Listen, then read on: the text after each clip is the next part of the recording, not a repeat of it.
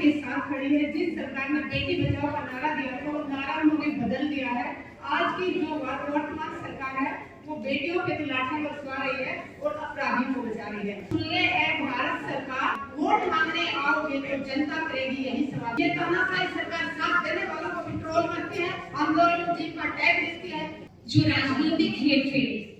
जो आपराधिक न्याय प्रणाली का जो पूरा एक टूट जाना, कानून कैसे, कानून का शासन इस देश में कैसे खत्म होता जा रहा है, ये आंदोलन और जो अभी कुछ हो रहा है, ये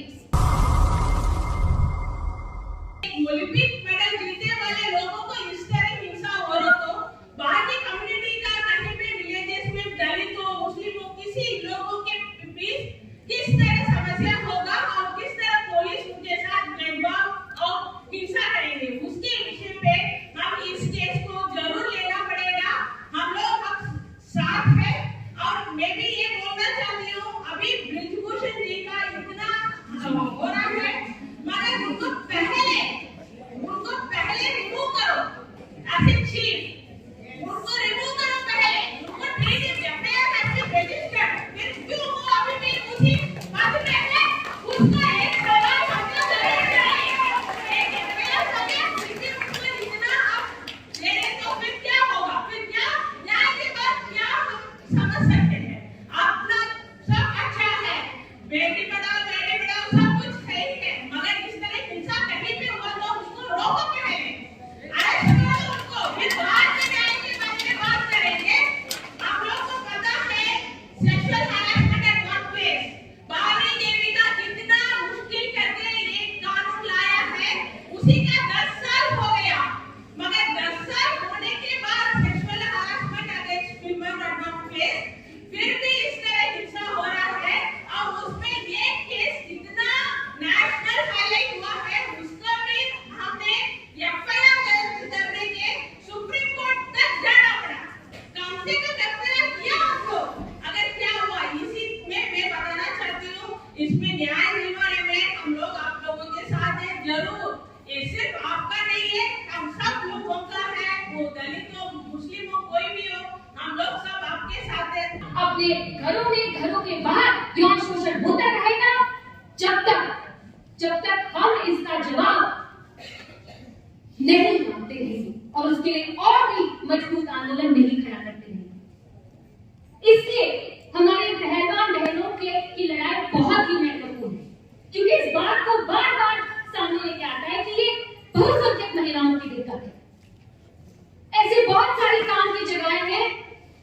जहां पर महिलाओं के साथ यौन अत्याचार होता है और वो उसको सहती रहती है और उनको न्याय नहीं मिलता। ये सशक्त महिलाओं के साथ अगर हो रहा है, ये पहलवान बहनों के साथ अगर हो रहा है, एथलीट्स के साथ अगर हो रहा है, क्रिकेटर्स के साथ हो रहा है, टेनिस प्लेयर्स के साथ हो रहा है, ये महिलाएं तो फिर भी कहीं ना कहीं मानते हैं कि वो ज्यादा सशक्त है, लेकिन इनके साथ ऐसा हो रहा है, इनके अपराधियों को ऐसे छूटे छोड़ दिया जा रहा है, वो अपनी रैलियां कर सकते हैं, उनके खिलाफ कोई एक्शन नहीं लेगा, तो फिर हमारी जो आम महिलाएं हैं गांव में, कस्बों में, शहरों में, उनका क्या? और इस महिला पंचायत में मैं एक सुझाव और एक मांग जरूर रखना चाहूंगी। हम जब आगे की बात कर रहे हैं तो जरूर हर काम की संस्था में एक ऐसी कमेटी बननी चाहिए जिसके लिए हमने संघर्ष किया है, 30 साल संघर्ष किया है, कि हर काम की जगह में एक सुरक्षित माहौल पैदा करने के लिए कमेटियां बननी चाहिए जो यौन शोषण के मामलों में जांच पड़ताल कर सकते, मदद कर सकते। लेकिन इसके साथ साथ यहाँ पर जो भी महिलाएं हैं,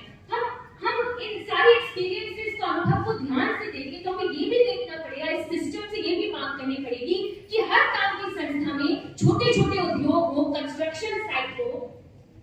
खेत के मजदूर की अगर बात करें, दूसरी महिलाएं जो कपड़े धोने, बर्तन धोने के लिए दूसरे लोगों के मकान में काम करती है, जो घरेलू कामगार रहते हैं, ऐसे बहुत ऐसे काम की जगह है जहाँ पे कमेटियां नहीं बन सकती हैं आसानी से। तो वहां पर हमें क्या काम होनी चाहिए कि जो पुलिस का एक्शन होना चाहिए, जो पुलिस को सही वक्त पे ऐसे मामलों में कार्रवाई करनी चाहिए, एफआईआर दर्ज करनी चाहिए, जिसको पुलिस रिफॉर्म्स की बात करते हैं, या पुलिस प्रक्रिया को लेकर जो रिफॉर्म्स आना चाहिए, सुधार आना चाहिए, जो जुडिशरी या कोर्ट कचहरी के मामलों में सुधार आना चाहिए, क्योंकि आप देखिए अगर आपको धक्के खाने पड़ेंगे एक रेप विक्टिम को या सेक्शुअल हैरेसमेंट के विक्टिम को अगर 4 साल इंतजार करना पड़े ताकि उसको न्याय मिले या 10 साल इंतजार करना पड़े न्याय मिले, तो वैसे ही हम इस तरीके का माहौल बना रहे कुछ भी करो न्याय की गाड़ी इतनी धीरे चलेगी और उसके बीच में हजारों और विक्टिम्स पैदा हो जाएंगे। तो हमें बहुत सारे अलग अलग लेवल पे अलग अलग स्तर पे हमें अपने आंदोलन को मजबूत बनाना पड़ेगा। कमेटियां बने, हर काम की जगह पे बने और साथ साथ पुलिस की प्रक्रिया में भी सुधार आए। जो राजनीतिक हेरफेर, जो आपराधिक न्याय प्रणाली का जो पूरा एक टूट जाना, ये जो बहुत सालों से चल रहा आ रहा था, इस आंदोलन ने उसकी पोल खोजी है और बहुत सारे नए रास्ते भी खोले हैं। उसके साथ साथ आप जैसा जानते होंगे उत्तराखंड में जो अभी उत्तराखंड चल रहा है, पिछले कुछ वक्त से मणिपुर चल रहा है, कानून कैसे, कानून का शासन इस देश में कैसे खत्म होता जा रहा है, ये आंदोलन और जो अभी कुछ हो रहा है ये सारी चीजें इस ओर इशारा कर रही है। इस आंदोलन में बहुत सारा मिसइंफॉर्मेशन, बहुत सारी गलत खबरें फैलियां, बहुत कोशिशें की गई। मीडिया ने भी इसमें, मीडिया का जो रोल है हमें अच्छे से पता है, उसके बावजूद हम एकजुट हो पाए हैं, एकत्रित हो पाए हैं, ये अपने आप में एक बड़ी बात है। और मुझे लगता है कि बहुत सारी बातें हमारे साथियों ने पहले से रख दी है, तो बहुत वक्त नहीं लेना चाहती हूँ मैं। तो बस मैं इस बात से अंत करना चाहूंगी कि ये लड़ाई लोकतांत्रिक मूल्यों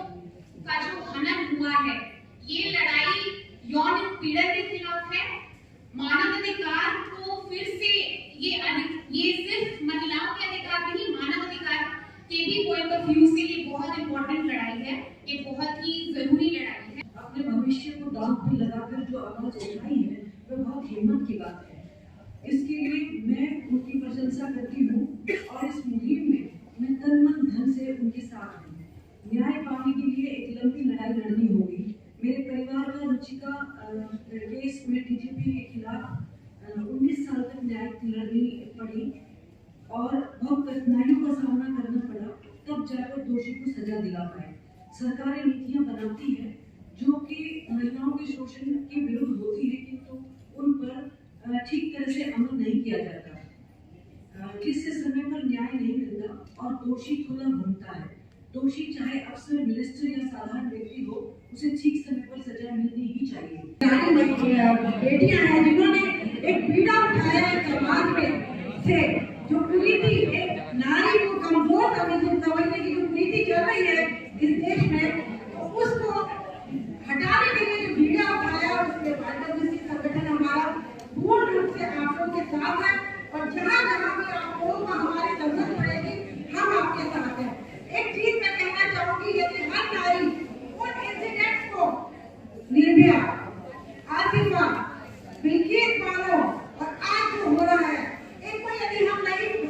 भूलेंगे नहीं तो हम ये आज हमारे दिल में जलती रहेगी और इस क्रांति को हम आगे बढ़ाते जाएंगे और आगे लड़ते जाएंगे। मैं अनुरोध करती हूँ सभी महिला शक्तियों का कि जितनी यहाँ महिला बैठी है उनके साथ साथ हमें घर घर में जाकर इस आग को, इस ज्वाला को फैलाना है और नारियों को अपने अधिकारों के लिए किस तरीके से लड़ना है, अपने अधिकारों के लिए किस तरीके से आगे बढ़ना है, उसके लिए उनको आगाह करना है। और जो ये साक्षी, संगीता और अनिमेश जो इस क्रांति के लिए खड़े हो गए हैं, इनके लिए कंधे से कंधे मिलाकर हमें आगे बढ़ना है और फिर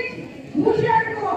अरेस्ट करने के लिए आखिरी दम तक लड़ना है। हम लड़ेंगे। क्रांतिकारी बहनों को मेरा राम राम।